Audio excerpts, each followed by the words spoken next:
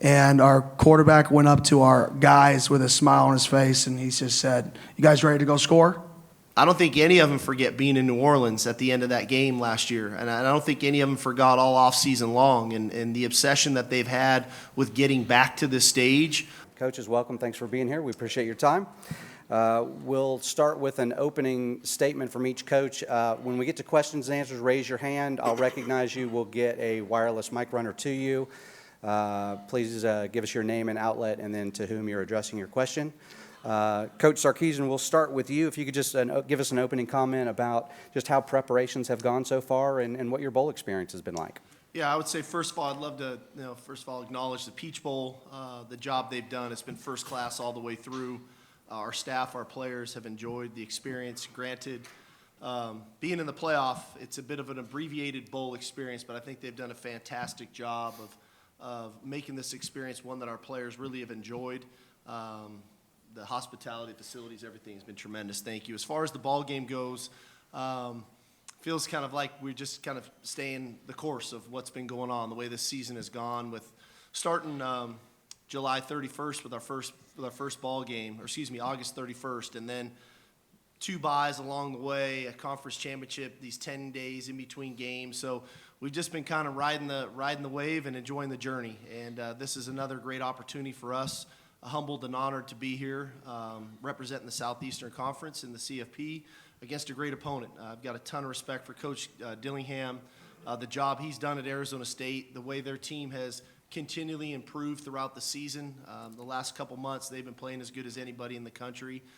Tall task. And so looking forward to the opportunity. And like I said, humbled and honored to be here. All right, Coach Dillingham, same question for you. Bowl preparations and what your experience has been like so far. Yeah, once again, I'd like to thank the Peach Bowl. Our guys are having the time of their life right now, and like I told them, they need to enjoy the moments in between the work, and I think they're doing that. And so they're having a moment that they'll remember for the rest of their lives, which was the purpose of these bowl games, were to make memories that people carry on forever. And I think our team is doing that leading up to the game. In terms of the game goes, our guys are putting in work. That's what they know. We're going to face, one of the best teams in the country, if not the best team in the country, coached by arguably the best offensive coach in the country, sitting next to me. And it's a really tall task for our guys. And but at the same token, if you're a competitor, you want to compete versus the very best in the best environments.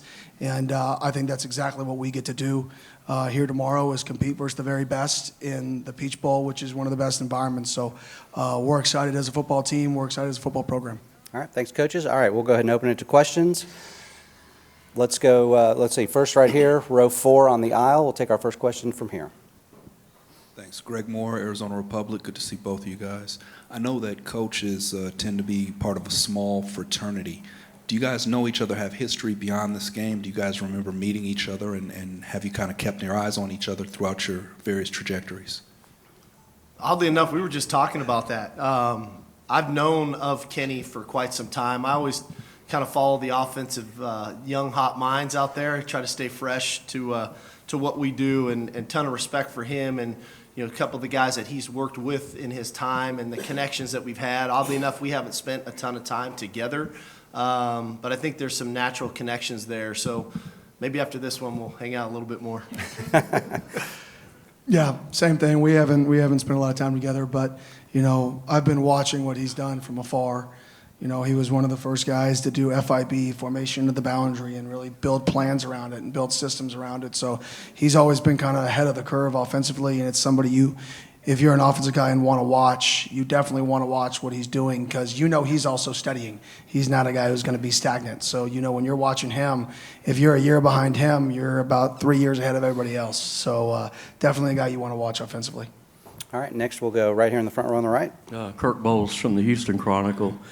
Steve, how confident are you that you've got the offensive kinks, worked out in the Clemson game, and what's your degree of confidence you can get 60 minutes from Isaiah Bond and Cam Williams? Yeah, I felt probably for about the last month and a half now, one of the things we needed to address was the running game, and I really felt like we addressed it well, and we've been moving the ball pretty efficiently. That The SEC championship game was, in my opinion, a little bit of an anomaly where we got away from it and it just didn't come to fruition the way we would have liked. But if you look at the last month and a half of the season, I think our balance is where it needs to be. Ultimately for us, it's about finishing drives. And when we get into the red area of putting the ball in the end zone, it's one thing to have a bunch of yards and explosive plays, but you need points to win. And so that's going to be the challenge in this game, no differently. I think we'll find some balance there. With IB and Cam, again, I think, they both have been practicing. They both have been improving. To some degree, it's how do you feel on game day, right? When the adrenaline really kicks in, what does that feel like for a competitor? And then we got to make really good decisions with those guys, if they play and how much and to what degree. But I give them both a lot of credit. They've been working. Our medical staff's done a great job of kind of building them towards this. And not only them, we've had a few guys. Jake Majors finally, feel good about where he's at. Quinn has steadily been improving. So, again, at this juncture of the season, game number 15, everybody's got bumps and bruises. And so we're just trying to get our guys as healthy as we can. Okay, next over here, row 4 on the far left. Andrea Adelson, ESPN.com. Steve, as a follow-up to the run game, you had early adversity in August when you had a couple of guys go down. How would you describe the development that you've seen from Jaydon, Trey, and Jarek to get you to the point where you have been able to put forth a powerful run game? Yeah, that was you never like injuries to occur, and to some degree, it was almost a blessing that they did occur in training camp because it gave us more extended time to work with Trey and Jaydon and Jarek. And they've all had their, I guess, somewhat ups and downs throughout the season where guys have to grow. And I think, again, that's a credit to Coach Choice and all of our coaches of continuing trying to work with our players. We had some issues holding on to the ball, and nobody gave up on anybody, and we continued to work, and we got confidence back. I think Trey Wisner, we found out a lot about him, his ability to kind of carry the load.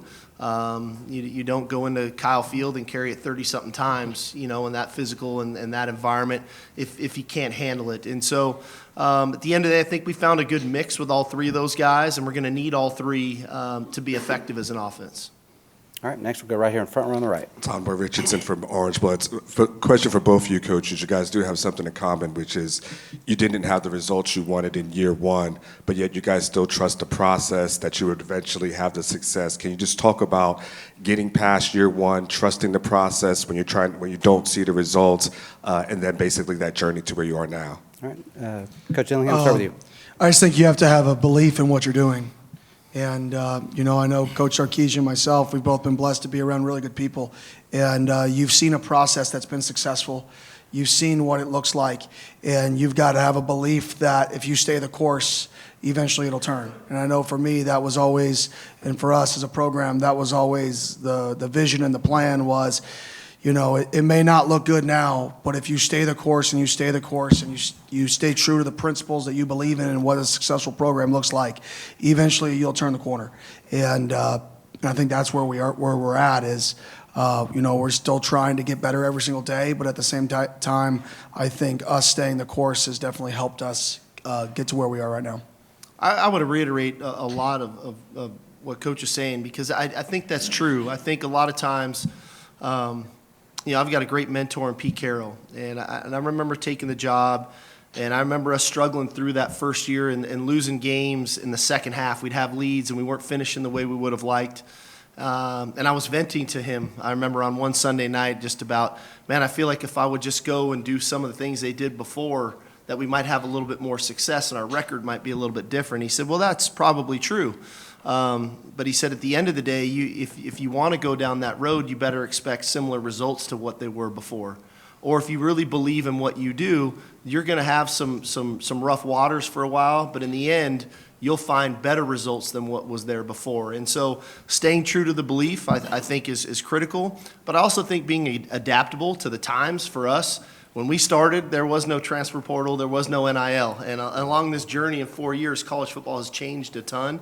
And I think being adaptable to the times, I think for ASU, same thing. Like adapting to what college football is now and not sitting around complaining about it. I've heard plenty of Coach Dillingham's comments about a lot of other coaches get up here and complain about what college football is about right now. And I think the two of us have been guys that have been on the forefront of, here's the rules, let's maximize the opportunities that we have to enhance our roster, to enhance our level of play, to put the best team out there that we can. And so, but yeah, it's definitely a journey. You know, nobody likes to lose, especially in Austin. All right, next question, row 3 on the left. Josh Newman from LoneStarLive.com. Steve, you have a number of early enrollee freshmen here going through this week. What are the benefits of having the young guys, the guys who have not even been on campus, gone to class yet? What's the benefit of The first of them benefit is we have 9 guys enter the portal already, and only 2 have stayed with us. And so, and the majority of those guys were off our defensive front. So from a scout team perspective, we needed some bodies to help us with practice. So that was the very first benefit. I think the second benefit for those kids, they're awesome humans. And I think the exposure they're getting now to our team, rapport, they're staying active. We're getting a little bit of a sense and a feel for what they're about. But again, the biggest advantage is the fact that we get to practice with a scout team and not have to do crossover work like we had to do before the Clemson game. All right, next question, we're going to go all the way in the back on the camera platform. Hey, gentlemen. Max Cepedo, Walter Cronkite Sports Network. We are currently now in an era of college football where bowl games, you need to win multiple bowl games in order to win a national championship. In decades past, a bowl game was used just as a celebration, just as a way to celebrate a season, celebrate a single season with a single team. For both of you, starting with Coach Sark, what does it necessarily mean for you guys now to address your team in today's college football of how to celebrate a season in a bowl game, now knowing that you will have to play in multiple in order to win a national championship? Well, you know, college football has been very unique over the years, and you got to think it wasn't that long ago there was no national championship game. You went to the bowl game that you were assigned to, and everybody won or they lost, and then you all decided who the national champion was. And then we went to a 2-team kind of, they played for a national championship, and then we went to 4 teams, and now we're at 12 teams. And ironically, we were really the only sport, us in boxing, that didn't have a tournament, right? Everybody else always had a tournament, whether it was Major League Baseball, basketball, football, whatever it was, the NCAA basketball tournament. So I do think we're evolving in a way that is healthy. And I think then that the responsibility then falls on us as coaches and staffs to make sure that we are enjoying our time with our players and celebrating a successful season. Because before, I had a lot of good teams that didn't win their bowl game. That doesn't mean we didn't have a successful season. We didn't celebrate that team. But now it's just part of a tournament that we're trying to be the last one standing at the end. All right, Coach Dillingham? Yeah, I would agree with a lot of that. I mean, for us, we got to enjoy the moments throughout the process. You got to take it all in, but you also got to be able to get rid of those moments. So we got to enjoy the moment of being at the Peach Bowl and being welcomed and the guys enjoying the event they put on last night for us, and then get back to work. We got to enjoy the game, and if you win, enjoy it. And then you got to get back to work. But I think that's no different than a normal regular season when you're playing really good teams. Now you're just doing it at a bigger stakes. You're doing it in a playoff. But you still have to appreciate the fact that you're playing in one of the most iconic games in the history of college football. And you've got to appreciate that. You've got to take that for what it's worth. You've got to enjoy that moment. And then you've got to be able to move on that moment when that moment ends and then restart yourself. All right, next question, front row right here in the corner. Danny Davis of the Austin American States, and both Steve and Kenny, you guys both had an all-conference tight end on your roster this year. How important is that position, those guys, to what you guys want to do on offense? Yeah, I think if you actually, statistically, there was a couple GMs that I knew in the league asking them what was one of the greatest correlators to actually success, and it goes quarterback, and then ironically, there was a period of time where it was tight end. And that was the second greatest, in some systems, right, systems that we're similar to. That was the next biggest piece to having a successful offense in terms of the most value. And I know there's a period of time where the tight ends were devalued, but I actually think if you're a run-play-action football team, very similar to both of us, Those guys have to control the middle of the field, not just in the vertical passing game, the intermediate passing game, but also the screen game. And if you have a guy who's dynamic with the ball, who can block the C gap and also control in between the hashes consistently, vertically, intermediately, and at the line of scrimmage in the screen game, that is a weapon. And for us, I think both of our systems really play into that position and play into somebody who's not just good blocking, not just good down the field, but good with the ball in his hands. Yeah, I'd reiterate a lot of the same. I've answered this before. I would say after the quarterback in our system, probably the most important position is the tight end because of what we ask of him to do. From a formational standpoint, a blocking standpoint, a route tree standpoint, the multiplicity of the things that the tight end has to do in our systems make him extremely valuable. And when you have a good one, I think that makes our lives a lot easier from a play caller perspective. All right, next question, 3/4 of the way on the back on the left. Craig Way, Longhorn Radio Network from Learfield. Coach Dillingham, wanted to get your thoughts on the progress, the development of Sam Leavitt, starting from the time he arrived on campus. What were your expectations for him, and how has he obviously progressed to what you've hoped he would become?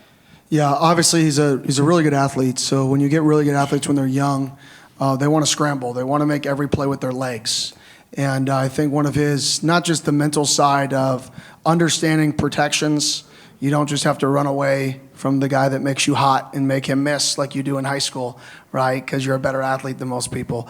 He started to understand protections. He started to understand hots and to use his athleticism when it's needed, not when he wants to. And there's a big difference there. And I think throughout the season, he's really gotten better at when to use his athleticism, when to be ultra aggressive, when to not, when to change pros, which is part of being a freshman, is to help protect yourself. And has he exceeded my expectations? Yeah, I would say he has. And if I said he didn't, I'd be lying to you. He's done such a great job as a freshman to come in. And what people don't see is how hard he works behind the scenes. And any great quarterback is a great worker. And he's an unbelievable worker. He's an unbelievable person. He's super intelligent. He's super competitive. He was in the game room the other day. We had the event that started at 7. He was playing somebody in ping pong. Then he started shooting hoops. I left. I came back at 9:50, and I'm walking in with my wife. And I said, watch, I guarantee you Sam's one of the people left in here doing something competitive. And she's like, no way. He's over there still shooting hoops. And that's what has got him to this point, is he's wired in a way that he just wants to be the best all the time. All the time.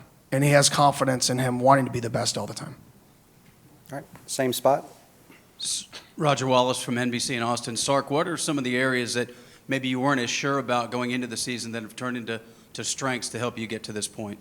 Yeah, I think naturally the depth on the defensive line, anytime you lose the quality of players that we lost a year ago with Murphy and Sweat, and I think we felt good about Alfred and Vernon coming in, but what would that depth look like at that position? And I think the additions of Bill Norton and Jermaine Lollet have been huge for us. I think the development of an Alex January where he's at, and then on the edges, you never know what your transfers might look like. I think the addition of Trey Moore has been tremendous for us. The evolution of Colin Simmons, it's just really supplied us a lot of depth. I mean, we feel very confident in our two deep on our defensive front with Sorrell and Burke on the other side. So that was probably the biggest question mark coming into the season. I'd say the second one was probably in the secondary. Making the move, putting Jade back at corner and putting Gilbo back in at star. The addition of Makuba and what that would look like with Taff and Derek Williams and Jelani McDonald and having that depth there. And so those two positions were probably the biggest question marks of what is it all going to play out looking like. And it's turned out pretty good for us. And we've endured some injuries there. Obviously, D-Will he's out for the year, but the growth of Jelani McDonald and that three-headed monster and the rotation those guys have there. So in the end, it's worked out well. I think that's the value of the portal. You're able to kind of stop gap where you have some depth deficiencies, which we had, and those two things have worked out for us. All right, we'll go far right, second row. Chip Brown of Horns 24/7. For both coaches, if you could just give us maybe your best example of your quarterback's leadership this season and how they've evolved as leaders. I would say for us it was the Kansas game. We scored. We went down. Kansas came back and scored on a big play. And, we still are, we're feeling ourselves in terms of where are we as a program? Can we win close games? Can we not? And usually that's the biggest hurdle when you take over a program is how do you win games late? And how do you win close games? And part of that is players that thrive in those moments. And our quarterback went up to our guys with a smile on his face, and he just said, "You guys ready to go score?" Just like that. And that was the moment where everybody, I think, on our offense was looking at each other like, okay, we believe we're going to win. But when that guy comes over that calm as a freshman, they were all saying, well, what is he going to be like in this moment? When he comes over and he kind of cracks like a subtle, confident joke of, are you guys ready to go score? That was the moment, and then we let our team down through a touchdown pass to Jordan Tyson. He let him down. That was the moment that was like, okay, he plays his best in these biggest moments. He loves the attention on him in these moments, and those are what the best quarterbacks do. They thrive in those moments. That's when I really felt like his leadership took a next step and the team bought into him. Yeah, and ours was a really subtle one that people, I don't know how many people even remember the play, but it was a 4th and 2 at Arkansas. And, we're not a big quarterback run zone read team, but sometimes we'll call them in critical moments. And we called it, and Quinn pulled it, and probably could have very easily went right, went left, got the first down, and the game would have been over. And this dude decides to try to run the safety over, and it's a massive collision. And he gets the first down, and probably the emotion that came out of Quinn and the emotion that came off of our sideline for Quinn were, to me, really indicative of how much the team values him and how much he wants to win for the team. And I don't know if that's a great sign of leadership, not to answer the question, Chip, because I think his true leadership showed up when he was out and Arch was starting, and the support he gave Arch and to be with him all week long and on the sidelines to help him play the best that he could play. To me, that was the real leader in Quinn coming out. But I love that moment against Arkansas because there was some real emotion that came out of that play for him and for our team. All right, next we'll go 4th row on the right here. Hey, Steve, Cedric Golden, Austin American Statesman. You're losing a ton of guys just like last year to the draft, and there are no guarantees you get back to the Elite Eight. They don't just give that away. With this senior-laden locker room, how much do you see that sense of urgency and opportunity to make history if you can keep this going? Yeah, I mean, I think champagne problems, right? One year we go to the Final Four and we're a play away from playing for a national championship. We break the school record for number of draft picks, and well, how are we gonna do it again? And we come back in this year, and of the 4 teams that were in the Final Four last year, we were the only one invited to be part of the 12, the new expanded playoff. So it's a really hard thing to do, and we appreciate the work that our guys put in to get to that point. But I think as much as we focus on our older players, we challenge our older players on how they're part of the development for our younger players. Just like those older players were part of their development. And what does leadership look like? What does accountability look like? What does work ethic look like here? And, my goal is that we don't go anywhere, but that takes a lot of hard work. That takes dedication. You just don't rinse and repeat and do it all over again because each team takes on a personality of its own.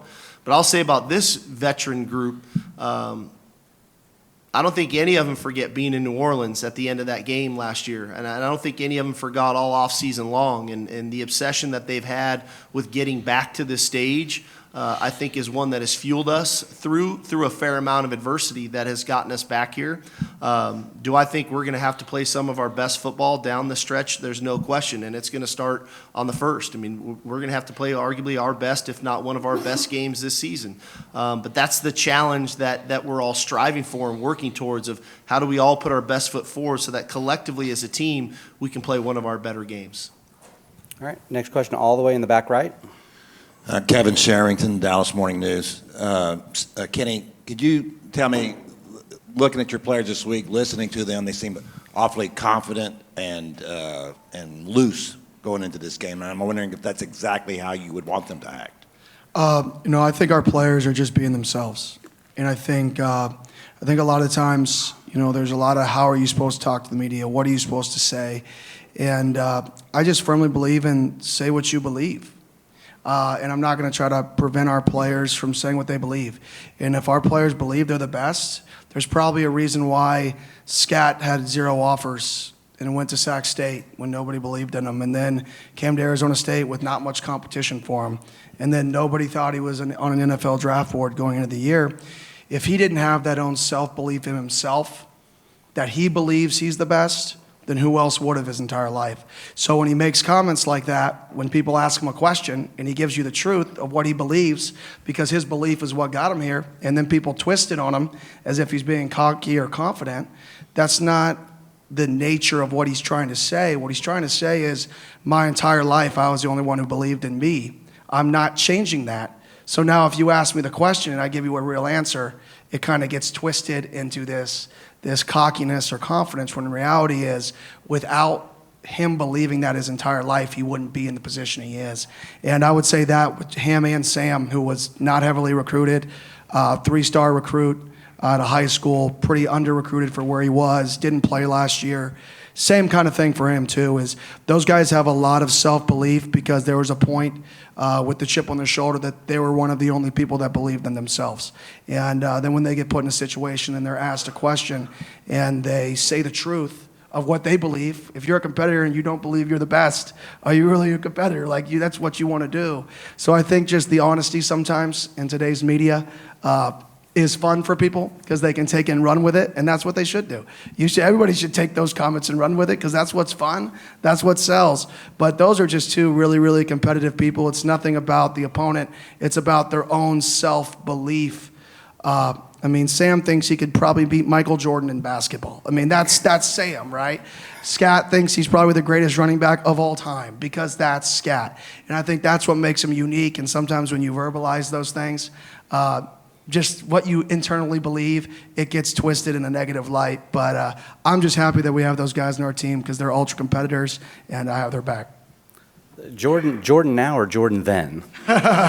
Jordan then, probably. Sam's pretty confident, and but like I said, if you're a competitor and you take the court or take the field in anything, and you don't want to be the best or compete versus the best, then something's wrong. That's the definition of competition. Yeah. Okay, next question, far left corner. Chris Cartman, Son of a Source. Just building off that, Kenny, is that the thing that's enabled this team to accomplish what it has? And is there a boundary at which point a team can become overly cocky or too confident? And for Coach Sark, how have you managed over the years confidence versus overconfidence, or observed that within your teams? For us, I always talk about, if you're confident versus cocky goes in your preparation. If your confidence in yourself starts having you prepare less than you have prepared, well, be prepared to be humbled because now you're letting it affect you. If you go about your business, and everybody should have a self-belief, whether you verbalize it to the media or not, everybody going into this game on both teams should feel like they're the very best.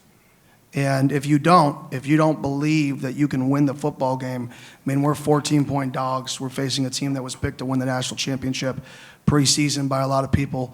And if you don't have that belief that you can win the football game, if you don't go that you believe you can match up, then you have no chance. So like I said, I think sometimes in today's nature, when we put a microphone in front of kids, they say what they're believing, and that gets pushed in a negative light, when in reality, they're just saying what everybody would be thinking if they were in their shoes.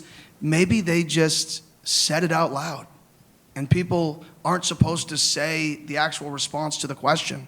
People want us to respond to the questions in the perfect answer that is supposed to be responded to, not the actual truth nowadays. And I think sometimes the 18 to 23-year-olds just say what they believe, and that sometimes gets twisted.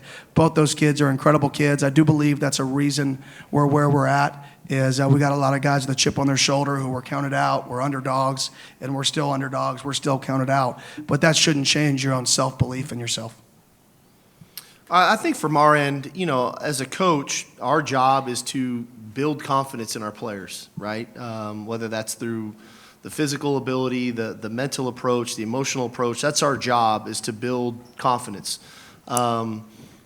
And then you have to continue to build that confidence through their preparation week to week to week, and then through their execution.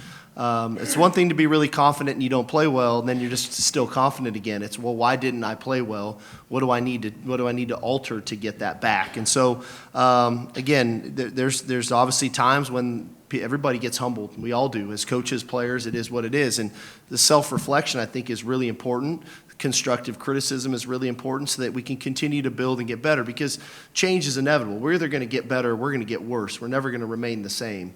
But that's the life of a coach, right? That's what we do every day. That's why we get to, be around young people and try to instill things in them, not only for this game, not only for this season, but for life, about how they go about their business throughout life, even when adversity strikes. That's okay. How am I going to get on the other side of it and keep moving forward? All right, we've got time for 3 or 4 more. We're going to go next to here, front row in the middle. Gabby Chernoff, Sun Devil Source. Coach Kenny, Jake Plummer named an honorary captain for the game. What has his presence meant for the team throughout the entire course of the season, and what does it mean to have him back here this weekend as kind of a full circle moment for the program? Yeah, it's awesome for the program. I mean, we were talking about Coach Sark and I were talking about it. They were in the same class, I just learned, coming out, and we were talking about how the last time Arizona State played in a game of this magnitude was Jake Plummer was under center, literally under center, back then. And he was under center, and it was, he's what Arizona State, him, Pat Tillman, that era before, or the last time that, we've reached these heights, and having him and back involved, having him around, having him want to be around, and that era people want to be around. Hopefully it's infectious, and hopefully it continues on the next, few years, the next few decades, and we can kind of put a string of years and seasons and decades together of really good competitive ASU football. All right, next we'll go over here on the right, third row. Devin Henderson, Blaze Sports. For both coaches, you have been on either side of having a bye week in the playoff, and kind of talk about the pros and cons of whether you'd rather, keep the momentum and play a game in the middle, or have that extra rest and time to prepare. Well, I think that's a pretty easy one to answer. A year ago, I'd say it was great having the bye, because that's the situation we're in. This year, we didn't have a bye, so this is great too. I'm going to tell you exactly what our team needs to hear, so it is what it is. Yeah, I have no clue. I haven't been in both settings, so we'll find out tomorrow at about 5 o'clock if I like the bye or not. But at the end of the day, we're about to go play with 8 teams left. If you can't get excited to play, if there's an excuse for why you didn't play to the level of you played, something's wrong. At the end of the day, 2 really good football teams are going to go play each other, regardless of the bye or not. All right, fourth row on the left right here. Terry Middleton from Horns Illustrated. This question is for both Sarkisian and Coach Dillingham. So this week, the National Football Foundation and the College Hall of Fame put out a list of those that they're honoring for their role in college football and also for future generations. And you two are the future generation. So I'm curious, is there anyone in your past that not only taught you about football, but about carrying this legacy forward, and how do you have that conversation with your players? For me, obviously, Mike Norvell is one of the guys in the profession that's one of my mentors, and he's just a guy that I kind of look up to from that perspective. Obviously, he's young as well, so I don't know if that helps with the question.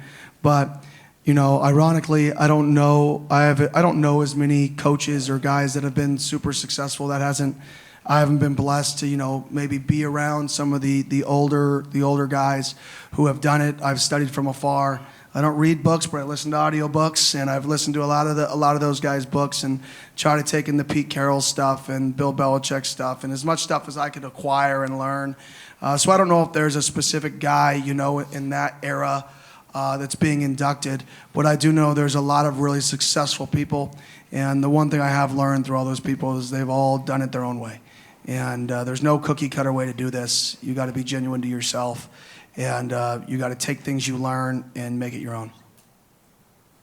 I thought you were going to tell us we were getting honored, Terry. I didn't. I said, where's Bianco? He didn't tell me this stuff. Anyhow, mine's pretty easy, right? I mean, I spent 3 years with Nick Saban, and I don't think there's been a better ambassador for the transition of college football than Nick Saban. And so the life lessons that you learn managing a program at a high level, how you treat people, how you develop your players, not only on the field, off the field, that's the legacy, right? It's easy to look at the national championship trophies or the Heisman trophies and think that's the legacy. But I think there's a standard in which he did the work that he did, whether it was at Alabama or at LSU, that's what you strive for, because I think that's what people remember about him. He stood his ground on issues that he believed in. He developed young people. He won football games. He adapted with the times. He went from I formation, run the ball, to RPO-driven quarterback runs. He's forever evolved, and so that was the legacy, that I think he left upon us. And it was just, how many notes could you take, and then how can we try to do the same thing here with some of the lessons learned there? All right, we've got time, I think, for two more. Next, we're going to go all the way back on the left. Tom Forbes with C-Trace Sports. Kenny, what's a similarity and a difference between Frank Kush's coaching style and your coaching style, and how has that shaped your success this season? I wasn't around really with Frank Kush. I'm a little younger than that, but I do remember just the demand he put on his players. I would say, we may get, I think nowadays, he had so much success because the standard that he had, and I think that's every good coach has a high standard. I would say the difference is how you get to that standard nowadays is probably a little different than how you could get to that standard back then. Frank Kush has built the foundation for Arizona State football, and to even be mentioned in the same sentence with him is an honor. All right, I guess we'll take our final question here, all the way back on the right. Sam Kahn from The Athletic. This is for Kenny. Your first year in the Big 12, I'm curious what you thought of that league from a competitive standpoint, and do you think your team's performance in the playoff could or should affect the Big 12's perception in the playoff format moving forward? Yeah, for us, obviously, the Big 12, really competitive league, really fun environments to be in. It was fun to travel to some of those environments and play some really, really good football teams. Obviously, I couldn't answer the second question. That's way out of my scope. I'm not that smart. I just know how to run power right and counter left, which is what Gus Malzahn taught me years ago. So I'll stick to the football. I'll let all the politicians and all those people stick to the who gets in the playoff and who's not. And, if we win enough football games, we'll be in. If we don't win enough football games, we won't. And if you get blessed to play another football game, you pour everything you have into it. And if it's the last one you play, then you should have won more games and repeat. So that's how I look at it. But I'm not going to get into the details on that. All right, gentlemen, that'll be our final question. Coaches, if you would, we're going to pose for a couple of photos with the trophy. If you guys would stand up and flank that. Yeah, video first.